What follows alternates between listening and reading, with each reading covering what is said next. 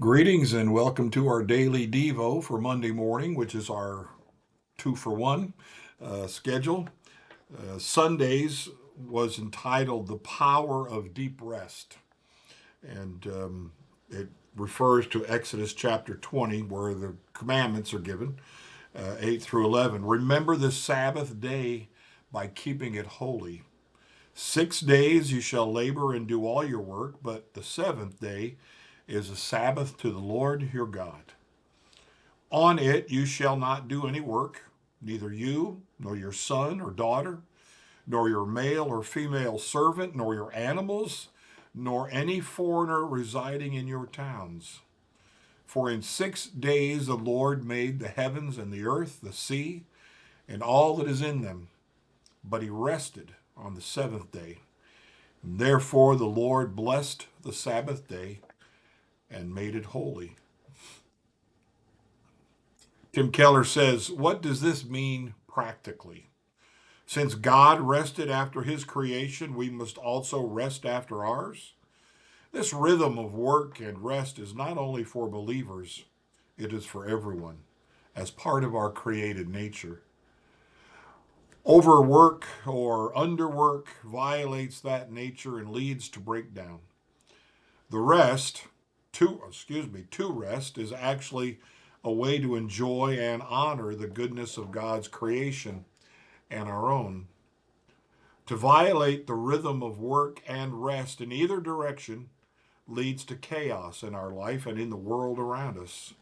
Sabbath is therefore a celebration of our design. Deuteronomy 5 goes on to tie the observance of Sabbath to God's redemption. Verse 15 says, remember that you were slaves in Egypt and that the Lord your God brought you out of there with a mighty hand and an outstretched arm. And therefore the Lord your God has commanded you to observe the Sabbath day. God portrays the Sabbath day as a reenactment of emancipation from slavery.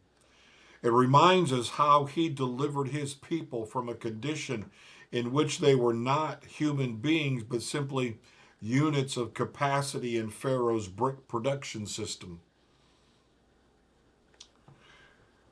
Anyone who cannot obey God's command to observe the Sabbath is a slave, even a self-imposed one.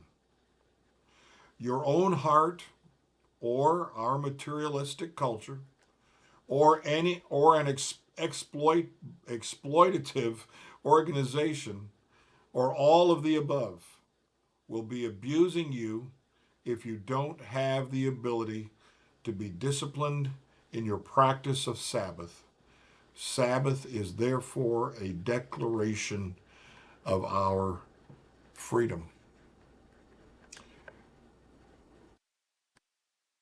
I think I've shared in one of our daily devos going out to Michigan, Sue and I, um, for counseling. We were, especially me, I was feeling a bit burned out, and my daughters actually noticed it before I did, kind of.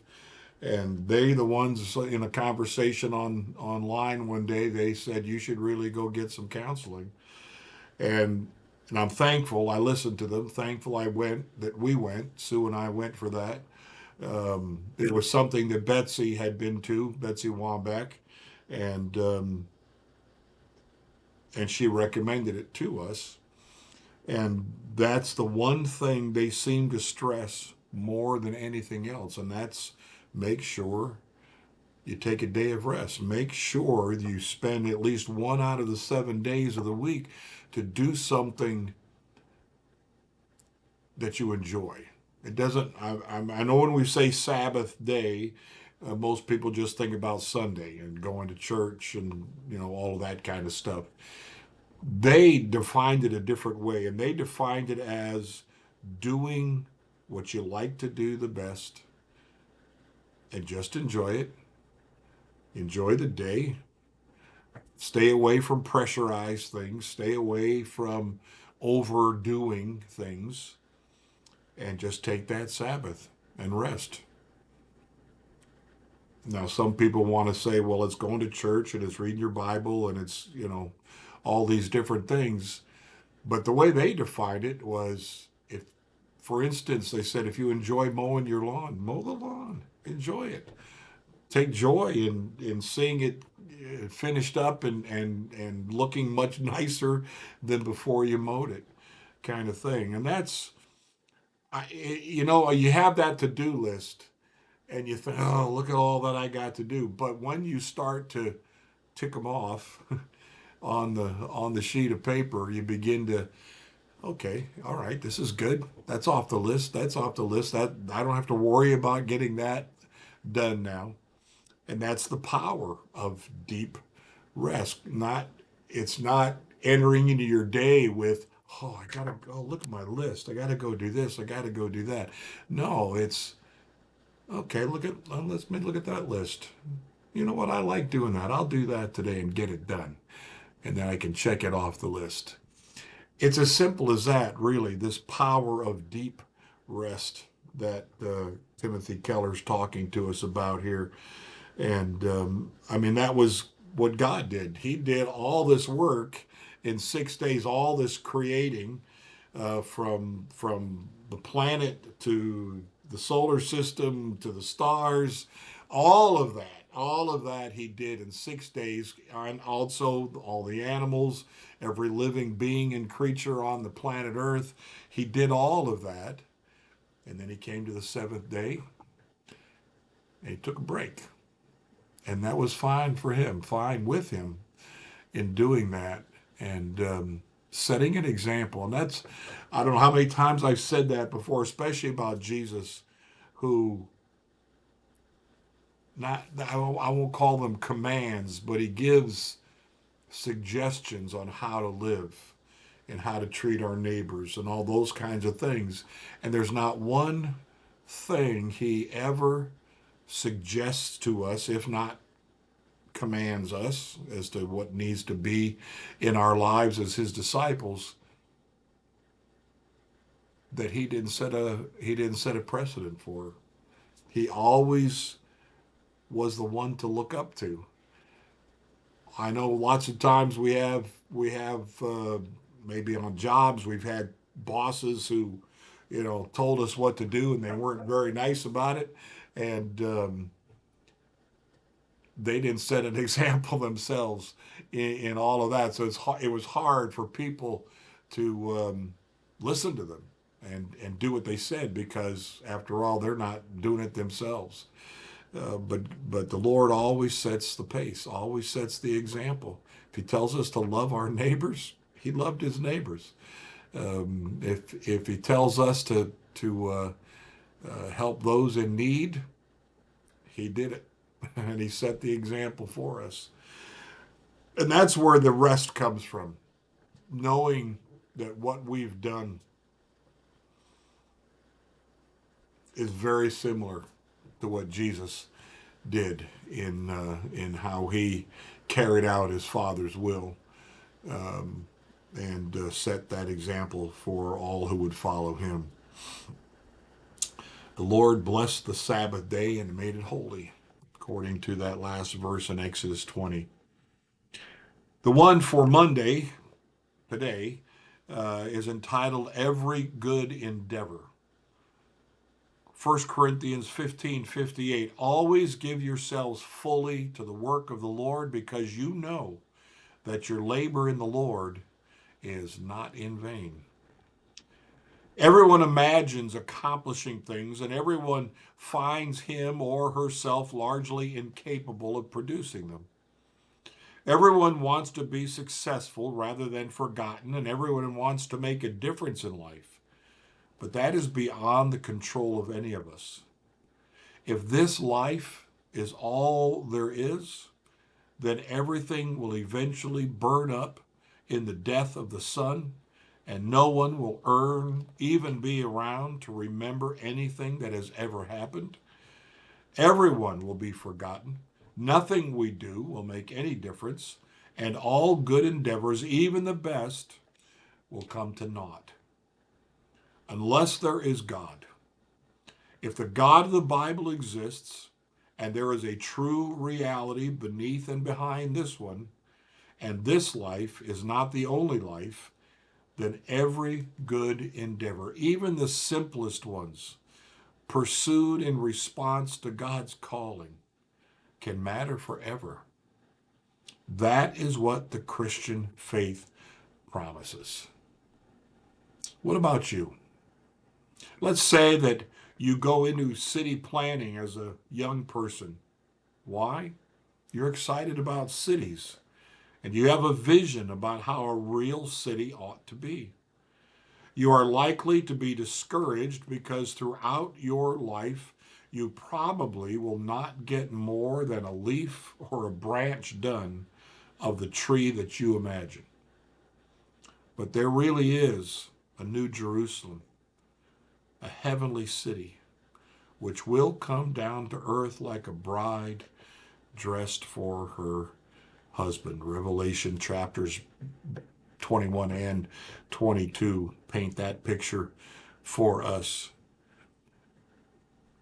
Knowing that that's where we're headed, knowing that that's what we're looking forward to, should shape how we live now and what we do now. I like that Paul in that 1 Corinthians 15 passage says, you know that your labor in the Lord, is not in vain. And again, we look at our list. What priority? How many things are on the list?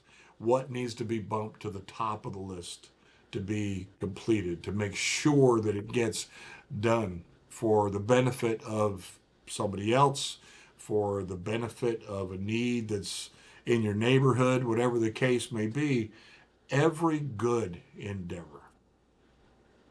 And that, based on what we've just read, that good endeavor is according to what the Lord would ask of us and would do himself. Another good question: how would Jesus do this? And again, I've said this over and over again in other places. If we're going to remember the whole WWJD thing, what would Jesus do? Well, the reality is, if we don't really know Jesus very well, we don't know what he would do in that situation and in that circumstance. And so it's important that we draw closer to him. And in our times of Sabbath, it doesn't take a lot of brain matter to cut a lawn, to mow a lawn. So you can do that casually and all the time be thinking about the Lord and who He is and what He's done for us and what He may be calling us to do, to reach out to somebody in need, to pray for somebody in need. All of those things can go on our lists, and once we get them ingrained in to ourselves, and then we do it, it does. It's a good thing to get off the list because you know you've done it because the Lord wanted you to. You felt Him say that to you, and that's those are good endeavors. Even a cup of cold water given in His name, Jesus blesses that. That has always touched me because that's not really a big deal, is it? To give somebody a cup of cold water in these hot days that we had this past week. I put, and I've never done this before, so I know it was the Lord's leading to get out a little cooler bag, if you take for a picnic or whatever like that. And I put some bottles of water in there with ice cubes and a couple then of those plastic things that you have that freeze up for you and you can use in a cooler.